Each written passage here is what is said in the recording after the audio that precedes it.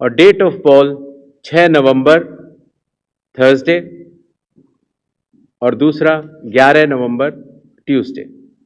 Counting 14 नवंबर को होगी और पूरी चुनावी प्रक्रिया 16 नवंबर तक समाप्त कर ली जाएगी। नमस्कार, आप बोले भारत देख रहे हैं। मैं हूं आपके साथ कमलेश। चुनाव आयोग ने डुगडुगी बजा दी है। देखिए 6 नवंबर और 11 नवंबर को चुनाव होगा और साथ में कब नॉमिनेशन होना है उसकी भी डेट की घोषणा कर दी है।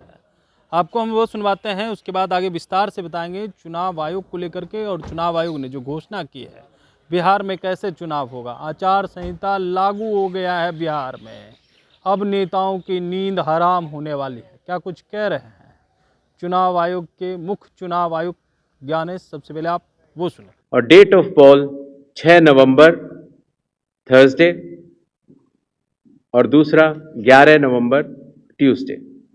काउंटिंग 14 नवंबर को होगी और पूरी चुनावी प्रक्रिया 16 नवंबर तक समाप्त कर ली जाएगी।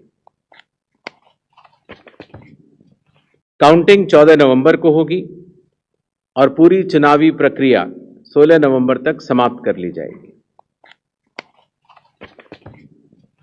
तो आपने सुना मुख्य चुनाव आयुक्त का क्या कुछ कहते हुए नजर आ रहे हैं। डेट की घोषणा कर दी है, कब कैंडिडेट नॉमिनेशन कर सकते हैं, कब स्क्रूटनी होना है और पर्व को भी ध्यान में रखा गया है।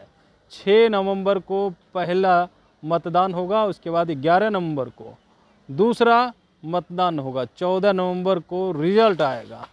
22 नवंबर से पहले बिहार में सरकार बनानी है और चुनाव आयोग के द्वारा अब घोषणा कर दिया गया है।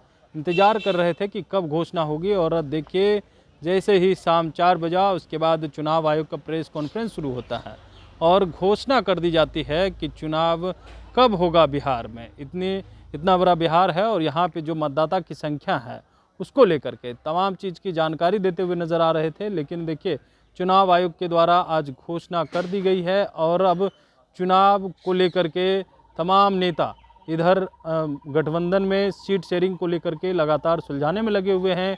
एनडीए हो या महागठबंधन, लगातार सीट शेयरिंग को लेकर के फैसला ले रहे हैं और किसको कितनी सीट दी जाए इस पर बातचीत चल रही है। लेकिन दूसरी तरफ देखिए चुनाव आयोग के द्वारा घोषणा कर दी गई है कि कब चुनाव होना है और किस डेट को होना है, कब कैंडिडेट पहले नॉमिनेशन कर सकते हैं और दूसरे फेज के लिए कब कर सकते हैं, कब स्क्रूटनी होगी, उसको लेकर के जानकारी देते हुए नज़र आ रहे हैं। तो ऐसे में अब देखने वाली बात होती है तमाम नेताओं की तरफ से भी इस चुनाव आयोग के 2 फेज में घोषणा करने के बाद क्या कुछ कहते हैं। क्योंकि कई ऐसी पार्टियां हैं जो एक फेज में चुनाव कराने की मांग कर रहे थे तो कई 2 फेज में।